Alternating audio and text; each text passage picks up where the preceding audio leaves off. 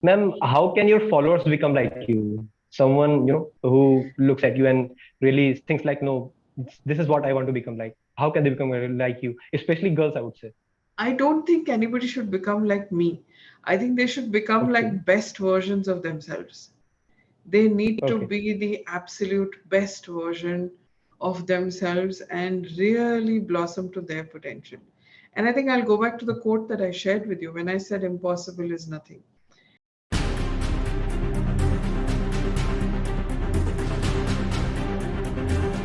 Hello everyone. Welcome to StartupLanes. I am Sonal Pathak, Investment Banking Associate at StartupLanes. And today we are so excited and so thrilled to have a conversation with Ms. Shalini Rao, who is Chief Marketing Officer at Bangalore International Airport Limited. Shalini is a highly skilled and accomplished professional with a diverse range of experiences and expertise in teaching, consulting, leadership assessment, coaching, and marketing. Shalini has worked across industries and at various organizations, both national and international. What makes Shalini an influential voice as a women leader is her expertise in the marketing domain.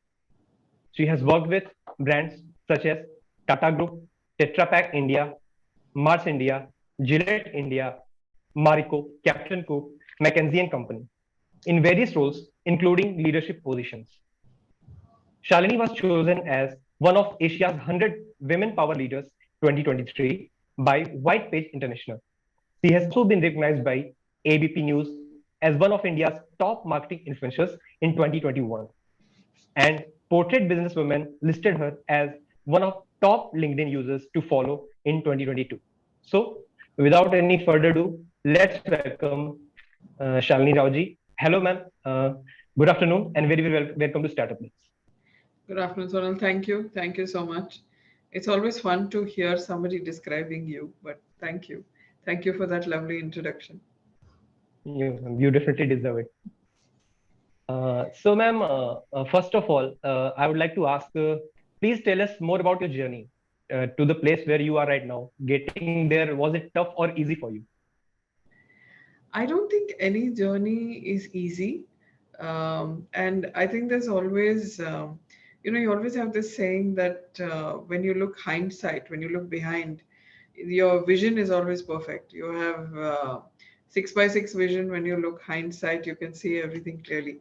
Journey has been interesting. There have been ups and downs. There have been changes of industry. There have been challenging moments, but I don't know. I wouldn't call it fun or tough or easy. I'd say it's been a really fun learning journey through many industries, and I think rising through different levels, particularly as a woman leader, has its share of challenges. But I think it's been a fabulous journey right through. Okay. So, ma'am, as you talked about being a woman and facing difficulties, my next question is somewhat similar. That have you ever faced difficulties in your life, in your journey, especially being a woman? And if you did, how did you tackle them? Look, I don't want to overplay. I think everybody knows that women face a certain amount of challenges, not for any other reason, but it's because you are the minority in the room. The bulk of the people around you come from a different style of thinking, Yes, yes. and there is a male perspective. So Hmm. I think it's about how do you fit in and how do you create a unique perspective of your own as well. So, yes, there are times it's been challenging. Maybe early years of my career, I used to fight very hard to be heard. I used to be, I think, far more Hmm. aggressive than what I am right now because sometimes you just wouldn't get heard because your style is different. I think men tend to jump in much more. Women tend to wait for their turn. And I learned very early on that if you wait for your turn, sometimes you won't get the turn at all. So you have to learn how to speak. And I think the learning that I got from some of those tough situations were that you have to think, and when you speak, make sure you make an impact. Don't just speak for, in MBA, we used to call it class participation. Don't just speak for the sake of speaking, but make a point. And that's something I think I've learned through some of my mentors over the years. through some of the other leaders that I've worked with, that when you speak, make a point. So I think as a woman, that helped me also. So that when I speak, people are used to hearing a certain impactful point of view, then automatically people start looking at you for your point of view. So you need to build that credibility, is what I have learned. And that's how I've dealt with difficulties.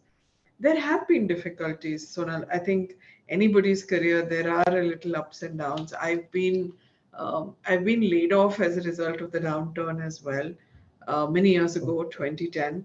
There were personal challenges at that time. My dad was not well, but you learn resilience. You learn how to bounce back. But I think some of those situations have taught me how to bounce back. At that time, everything seems dark. To your question, what did you learn? At that time, everything seems dark. You don't see hope. You wonder, how am I going to get through this? But when you do it a couple of times, you realize you will get through always, no matter what. You just have to have patience. I think that's a really deep insight, and people really learn and take a lesson from it. Uh, Ma'am, are you an avid reader? Do you like reading books? What are Yes, your I favorite am, books? and I do. Yes, I am, and I do. Though I have to confess, in the last 4, 5 years, the digital world has killed our reading quite a bit. I find I like snack size content much more than I read now, though I still keep going back to Okay. reading. So I think two of my favorite books of all times, and both very different perspectives. One is The Wizard of Oz. I don't know how many people have actually read Hmm. it, but it's considered almost like a part, it's taught to kids uh, as a tale, and a tale with a moral, but I think adults can learn tremendously from it. The second one is something I read very Mhm. early on in my career. Somebody introduced me to it. They are very tiny books called Fish Tales. They are based on Hmm. the Pike Place fish market in Seattle, and how a particular guy from an organization, just by watching them, took lessons back to the organization. So I think those two have been my favorites. Other than a lot of other personal favorites, I won't get into that. I'm a Khalil Gibran fan. He says a lot. So yes. Okay. Ma'am, what is your success mantra? Is there any particular quote that you follow with yourself? Oh, there are two or three, and they all tie up to the Okay. same thing. So I'm going to give you all three. One is Okay. something that we've heard Neil Armstrong say, but it's actually a Carl Sandburg quote, which is, "Nothing happens," and I'm paraphrasing slightly, but it actually says, "Nothing happens unless first we dream." So that is something I believe in very strongly. If you Hmm. don't have a dream, if you don't have a goal, if you don't have something you really want to Yes, ma'am. passionately fight for, you will not do anything about it. So that is something, I think from my college days, it's something that I've had written on a diary or on a paper, because it's just a reminder that you have to have a Mhm. passion to drive you. The second one came in much later. It's actually from a marketing campaign. Um, it's from an interview with Muhammad Ali, which Adidas used in its marketing campaign in 1974, still continues. The whole Mhm. idea that impossible Mhm. is nothing. And for those of you who are interested, go and look up that Muhammad Ali quote. It's a beautiful quote. He talks about the fact that impossible is just a word used by those who almost don't want to try. So, and it ends, that whole line ends with saying impossible is nothing. It is actually added as a tagline, and it has been for years from 1974, but it comes from the first campaign they did with Muhammad Ali. And the third is actually a poem. But Okay. that poem, I think I live my life by. I always have it as a printout or in some fashion somewhere. It's If by Rudyard Kipling, and it essentially talks about many aspects of how you need to behave. If you have the patience, I will read two lines. Do we have the time? I will read two lines from it. Can I? Do you Yes, have the ma'am, please. time? Huh? Uh, just Okay. for two lines, definitely. Just for two lines. Only two lines. Just to give you an idea, for Okay. those interested can read it. The first two Yes, ma'am. lines, it says, if you can keep your head when all about you are losing theirs and blaming Hmm. it on you, if you can trust yourself when all men doubt you. It goes on like that. Mhm. But it essentially Okay. reminds you to stay calm no matter what the situation is. And no Okay. matter whether people are, calling out to you. So these are two, three of my lines that have I go back to at different points in Oh, time. okay. Again, those are really, deep things to keep into mind. Ma'am, now coming to a professional front, please tell me how important is it to keep yourself updated, and how do you keep yourself updated? I think it's exceptionally important, Sonal, and I think learning and keeping yourself what I call relevant, not learning just for the sake of learning, because the way things are moving, I think when I studied my marketing to the way things are moving today, and I think Hmm. everybody talks about whether it's a chat GPT or generative AI or all of it, but those are words we never Hmm. heard of, we never dreamt of. So I think learning for every professional is extremely important. I have my own ways, Okay. and I say this to, in fact, everybody on my team as well. Now, find your ways. Like, I Hmm. love to listen to my TED Talks once in a while on subjects that are interesting. I'm a little bit of a learning junkie, so I have done two MBAs. In addition to my original MBA, I did a master's after that. After 11 years, I went to Australia and Okay. studied. Um, I'm Okay. currently doing my senior executive leadership program at Cornell. Somebody asked me Okay. why, and I said just because it will keep me up to date with what's going on, just Okay. interacting with other Okay. people, etc. So I do tend to do a lot of formal learning. I enjoy it, so I Hmm. will do certificates. Hmm. I think when customer analytics became a big deal about 10 years ago, I took up one online. So yeah, that's how I do it. And I tend to watch a lot of Okay. stuff like TED Talks and things like that. Okay. Ma'am, how can your followers become like you? Someone, who looks at you and really thinks like, no, this is what I want to become like. How can they become like you? Especially girls, I would say. I don't think anybody should become like me. I think they should become Okay. like best versions of themselves. They need to Okay. be the absolute best version of themselves and really blossom to their potential. And I think I'll go back to the quote that I shared with you when I said impossible is nothing. And I think I was Hmm. brought up like that. And I've always felt Okay. like that, that there is nothing I cannot do. Holding on to that dream, I think, is how anybody can fulfill their potential. If you have a passion, if you have that, just follow that and don't give up. Okay. There will be hardships. There will be Okay. hardships along the way. Just like water, no? We see water. If there's a rock on the way, it goes round, right? So it's the Hmm. same way. That's the only way, and I think it's true of course, it's true for women. I think it's true for everybody. It's true for everybody who grows through. You deal with startups. I think that resilience is so needed for the startup ecosystem. Please tell us about your daily routine. How many hours per day do you work? That is the funniest question you can ask me. I don't think there are a number of hours that you can define. I think the fact that we come to office, yes, there is a demarcated. You go back home at a particular time, etc., or office starts in the morning. Hmm. But sometimes I do what we call a double shift as well. So you go home, you finish what you're doing, and then you catch up with a few Okay. emails, etc. I don't think I can tell you I Yes, work ma'am. this many hours in a day.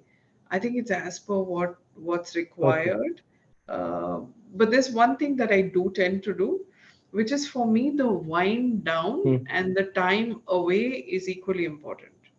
So in my day somewhere, even if it's a very busy day, like when you have events, when you have major things happening, you come home late as well. I look for half an hour in my day somewhere Oh. where I can just totally do what Hmm. I call mindless stuff. I will watch TV, or I will just play a game on my phone, Okay. something to wind down. Okay. That I must do. That is really Even if interesting, I ma'am. reach home at 12 o'clock in the night, I need those 20 minutes to just. Yes, ma'am, I understand. This is something really interesting, I would say. My next question is something related to this. It's about work-life balance. How do you guys do that? I recently had two mentees who did a shadow mentor program with me for 6 weeks, and one of Okay, them asked me this question, and I'll give you the same answer that I okay, gave them. Work-life balance is a myth please, the ma'am. way you understand it. I think what is not a myth is balance Okay, for yourself, which is how do you find balance that works okay, for you. Sometimes people think work life okay. balance is I need to have my weekends 100% to myself. For some people, that's what it Mhm. is. For some people, it is I switch off at 7 in the evening or don't talk to me till 6 o'clock tomorrow morning. I think each one of us Yes, ma'am. has to find what balance is for us.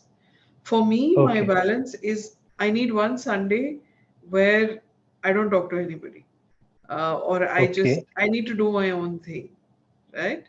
And in a Yes, ma'am. year, I have to do a certain number of breaks or getaways, or I have to put my phone aside. Those are my Mhm. ways of balancing. I don't think Okay, you can look at balance on a day-to-day basis. Balance is over a okay, period of time. So work-life balance, the way we call it, I don't think exists, and it's not possible okay. with life the way we are, with the kind of roles we play. I don't think it's possible with this device the way we have it next to us. But it's over a period of time. Find your balance, whatever your balance is. I think that's it. If you can do that, you're good. Okay, ma'am, let me ask you this question. Maybe it may sound a bit funny, but are you into yoga and meditation? Because you seem really cool, and you really sorted out about answering things really deep and philosophical aspect of you. I can see.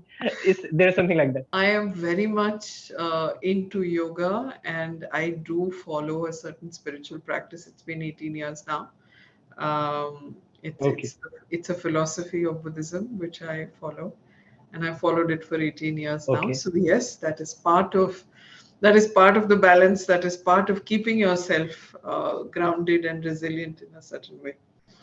And I think every uh, leader should find versions of that for themselves, because life is frenzied for all of us, for yes, everybody, and it's only going to get yes, worse. ma'am.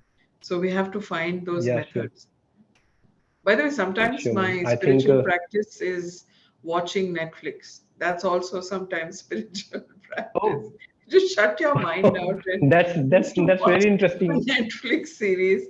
It just Okay, cuts everything okay, else out. Also works. okay. Okay, that's really interesting aspect of spirituality that you have, ma'am. My next question is, what advice would you give to your 20 years younger self? Is there any particular regret that you have, that if I go back, I am going to delete this. This is something that I really messed up. Is there any something like that? I think the only thing I'd say is maybe be a little more intentional about certain career choices or choices that you make. I think Okay. I see youngsters today, they are very, very focused on how they want to get 2 years of this, 3 years of that. I did none of that. And actually, I have no Okay. regrets about that because I went with things a certain way. But I do Mhm. believe that at some stage, a little more intentionality Mhm. would have worked uh, differently. But otherwise, I Mhm. think I've enjoyed myself. So no regrets. I would not do anything differently. But I just Okay. feel a little more thought to some choices. Maybe one or two Okay. choices. Okay. Uh, ma'am, is there anything that you like apart from marketing and this stuff? Because what I mean to ask is, if you didn't pick marketing, if you were not doing this, what is it that you would have been doing? I think marketing has always been, how the human mind works has always been my fascination. But as a Okay. youngster, when I was still Mhm. in school, my entire desire was to become a.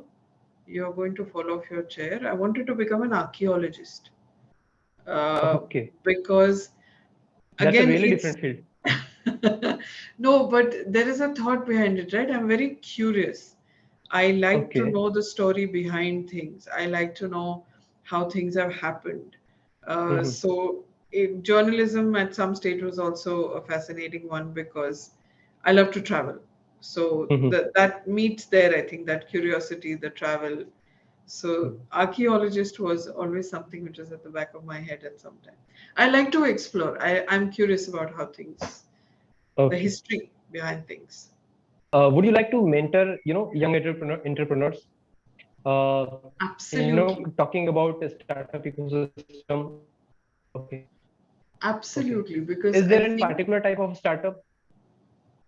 no, Yes, ma'am. Please go ahead. I Please go ahead. um, I think it's more about um, I think the only thing I'll say, and it sounds a bit cliched, is as long as people on the other side are looking for uh, a certain amount of answers, are looking for certain inputs or thinking together, etc. I think that's equally important that the other side is Mm-hmm. seeking a little bit as well. But otherwise, I'm not fussed about what industries or whatever. But I think mentorship, I think those of us who have reached the career levels we have, I think we have a lot to be able to Mm-hmm. share across industries, Okay. particularly with entrepreneurs who may or may not get that kind of exposure that sometimes we've got. So, absolutely would Mm-hmm. love to, particularly in fields. For me, it's more about marketing because it's more about seeing how brand Okay. can add value, how building a brand image can actually impact your long-term loyalty and revenue streams. To help build those connects, to build Mm-hmm. those things up, most certainly. And I'm also a very passionate Mm-hmm. fan of all things to do with people. So I am a certified Okay. EQ coach. I do a couple of things there as well. So on those two areas, um, absolutely would love to mentor anyone in that ecosystem. Ma'am, who would you thank uh, for supporting yourself in your career and life? It's a long list because there have been many people, but I will not Yes, be ma'am. For sure. exaggerating if I take it right back to the roots. And I'll say it goes a long way back to just the way one was brought up. So the origins come to one's Okay. parents always because it's what they made you believe, it's how they made you stand up. So I said there have been many friends and colleagues over the years, but the roots go Mm-hmm. back to the parents always because I think those initial years of upbringing always matter. Um, but yeah, otherwise there have been lots of friends and colleagues over the years. I can't just call out one person. Ma'am, what do you think about startup links? It's interesting the kind of things you guys do, and I just very recently, in the last year or so, because of somebody else who I know, who's part of, uh, Mm-hmm. reaching out to you guys for help. No, it's interesting to see Okay. that you created that ecosystem and operate across the kind of bandwidth you do to provide inputs and all that to the startup ecosystems. So it's good to see how ecosystems get built around to provide support. So I think it's a great initiative. Thank you so much for your kind words, ma'am. Ma'am, last question is, how should people connect with you? Uh, LinkedIn, email to LinkedIn, always the best. I'm very active on my LinkedIn Mm-hmm. or on email. Those are Okay. two good ways to reach me. I can't say I don't I kind of am careful about my phone because you get so many calls that half the time I don't answer calls I Yes, ma'am. don't recognize. So LinkedIn is always LinkedIn and email up. So, ma'am, that's all from our side. And we are so Thank thankful you. and so grateful that you took time out of your busy schedule and talked to us. And we really appreciate all your beautiful thoughts on different aspects of, life, professional or personal. So we are really humbled, ma'am. Thank you so much for joining. Thank you so much and thank you once again for putting me on that list. You really deserve it, ma'am.